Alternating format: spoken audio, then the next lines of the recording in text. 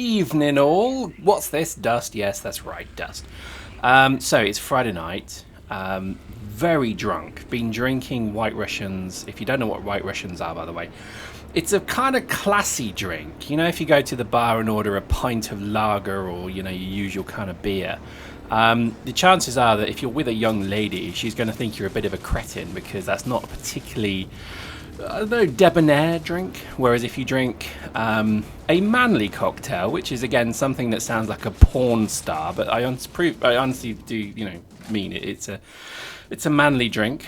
White Russian is basically a very nice drink, and I'd recommend it. It's actually really good, and plus it tests the barman because a lot of them know how to do a black Russian, and a White Russian is different. Anyway, what am I jibber jabbering about? We're doing another video. What's going on? I thought this was a dead channel, lol.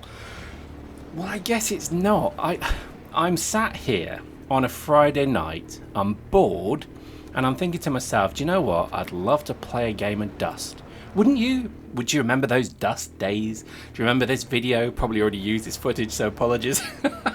I must admit I am pretty you know, out of it, let's say. So I'm maybe not making a lot of sense, but I thought it'd be good to do a video just simply because I wanted to register my, I guess, disapproval that there still is no continuation of the Dust game.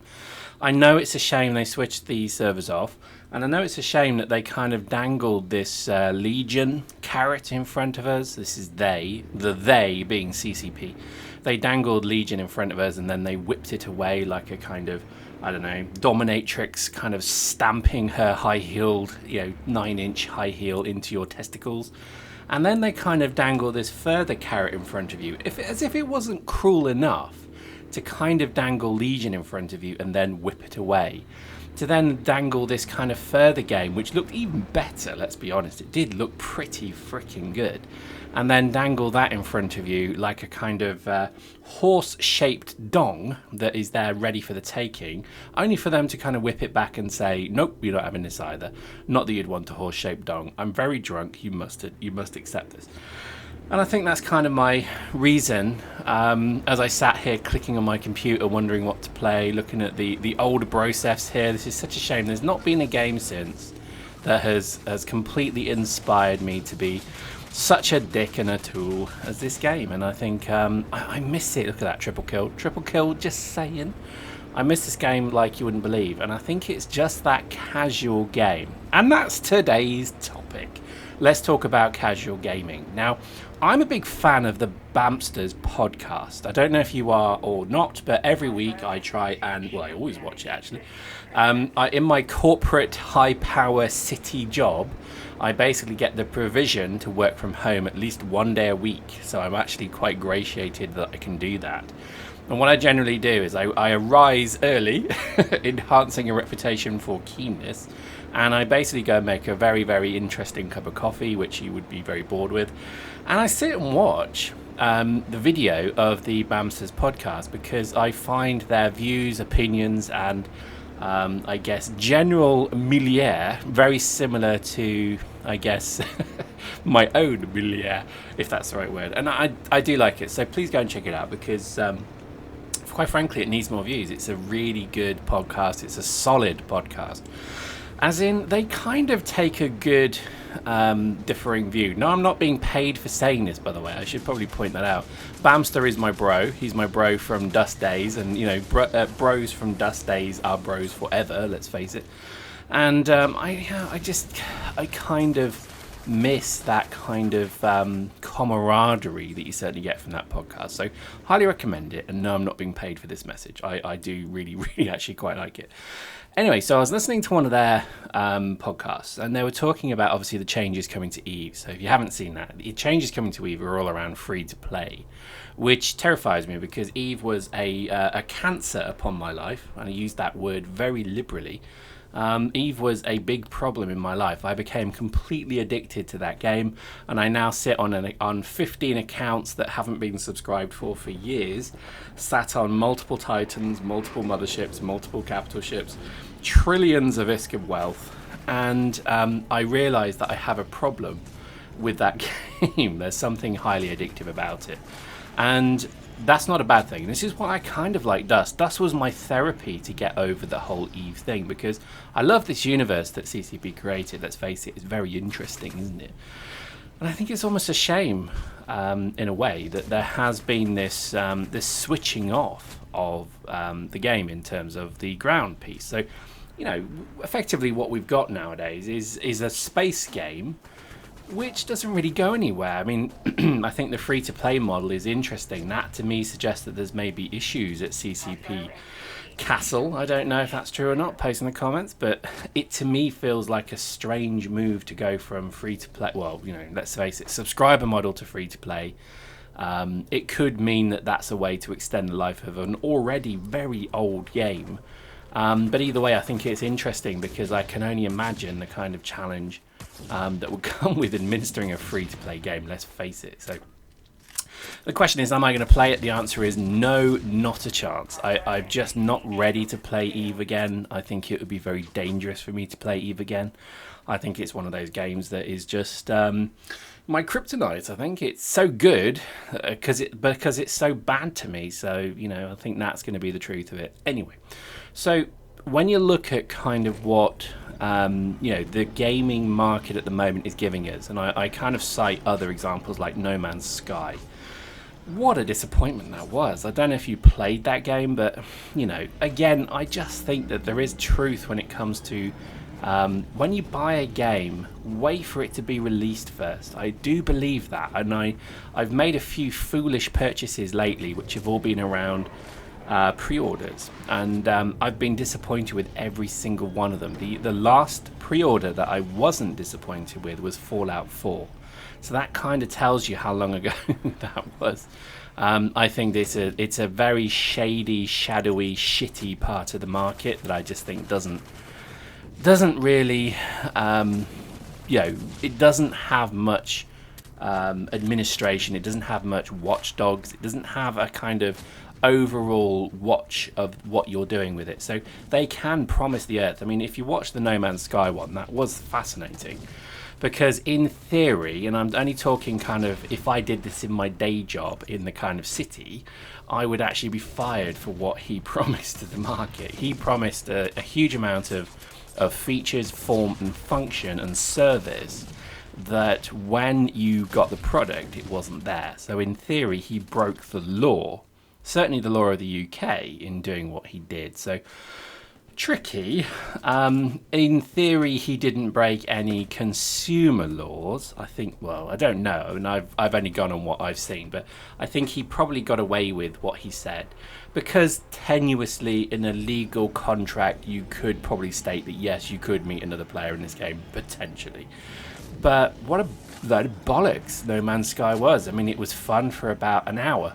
And then after that, you just think to yourself, hang on a minute, and you realise it's the same bloody game over and over, and it's almost like a date with a really fat girl, because it never ends. It just goes on, and it just, you know, like every single outcome is gonna be bad. There's no interesting Vogon constructor fleet just over the next horizon jump that will take you into some, you know, utopian new world of interest and delight. The reality is it's not there, and I think that pissed me off like you wouldn't believe. When I was actually playing the game, I remember thinking, oh, this is interesting, okay, fun, unusual, kind of interesting. And then I did my second jump, and I remember thinking, fuck me, this is what the game is. This is exactly what the game is. And I think at that point, I literally did that. I just sat back, threw the kind of keyboard and mouse down, and I was just like, what a bastard. What a bastard to dupe us into thinking that this was actually the next big thing. And then when you realise, you know, these people live in the shadow of Notch. Notch is the guy that made Minecraft, if you didn't know. And he has kind of, again, created a following of people who see him as some kind of rock star. And I think that's what this guy wanted. He wanted to be considered the next, you know, exciting rock star of this genre of games. And to be honest with you, I just think it was an absolute own goal. The game was half finished. It was very mediocre. It was actually kind of boring. And I think if anything, they just produced a game that once again just makes me look at Dust and say, do you know what? It wasn't bad. It had a lot of good stuff going for it. And I think while people and the critics were quite tough of it, it should have done better than it did. It's funny because I've been watching Yo Jolly Roger's stuff of Battlefield 1 as well, and I've loved it. I watched, he did a 2.5 hour stream, and I watched every minute of it because I was kind of hooked on it. I loved it. I liked what I saw. I thought it was interesting, and to me that was kind of what I was, that's the kind of game that I can see myself moving on to play. So I think if I'm going to play any game from Dust moving forward, I think Battlefield 1, while it's not perfect, yes, there's lots of problems with it. What the hell are those horses about? My God, what are those planes about? My God, what is that cover mechanics about? My God, what is blah, blah, blah. I could see it becoming one of those shooters that you just kind of accept. And I tell you what, I like it more than Battlefield 4 because Battlefield 4 to me was all a little bit too technology heavy. It was all a bit like drone this and that. I didn't like that, and I kind of like the Call of Duty original games, which are all a bit kind of World War II, a little bit kind of, melee and fighty, and I kind of like those. So I think I'm definitely going to give Battlefield 1 a go on PS4. So there you go. That's probably going to be my next game. But other than that, I'm just so missing this game. I cannot tell you how much I miss this game. This was a fun, frantic, fun-filled game that just made me absolutely lose myself and become a little moist in the trouser area because it was one of those games that I just think inspired me to actually make videos. There you go. I don't really have any other game that makes me give much of a shit about doing videos. I played a bit of Stellaris. That was all right. Fun stuff, but again, it's got the same energy levels as a kind of, an ME suffering 18-year-old girl who's attached to their mobile phone, and it's not terribly interesting. Do you know what I mean? Whereas I would suspect that a Battlefield 1 could be of an interesting energy level worth a look. So that's probably what I'll go on and play. But it brings a tear to my eye as I take a sip from my White Russian. I miss this game. I miss the fun. The community were hilarious with this game. Some of the trolling was very, very fun indeed, because I think there was a huge proportion of people who played this game who had no sense of humour whatsoever. It was as if when God was issuing sense of humours, they were kind of in the line to do with body odour, because this just seemed to have nothing to do with with that kind of, entertaining side of gaming. I mean, this is what got me. This is what gets me today about games, is that you play a game to have a bit of fun. It's like, literally, like I said, it's Friday night, I'm bored, and I'm doing a video because there's no games to play. Literally, that's my life now. And I'm kind of sat here thinking, after a hard day's work, working and striving and struggling with personalities that deserve to be filmed in American Psycho because they're that reprehensible, I'm sat here and I'm just thinking to myself, what can I do to relax and unwind?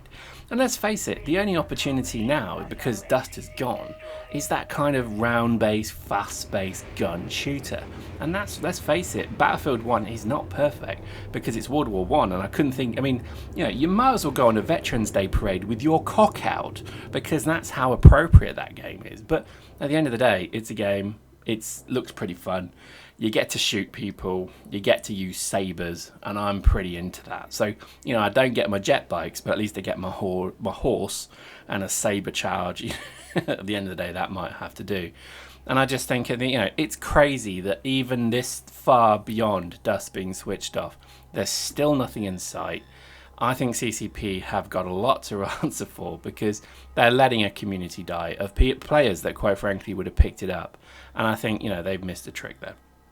But there we go. Sorry if you've seen this video before. I am incredibly drunk, and I just thought I'd do a quick video. I hope you enjoyed that. Join us, maybe next time. Who knows?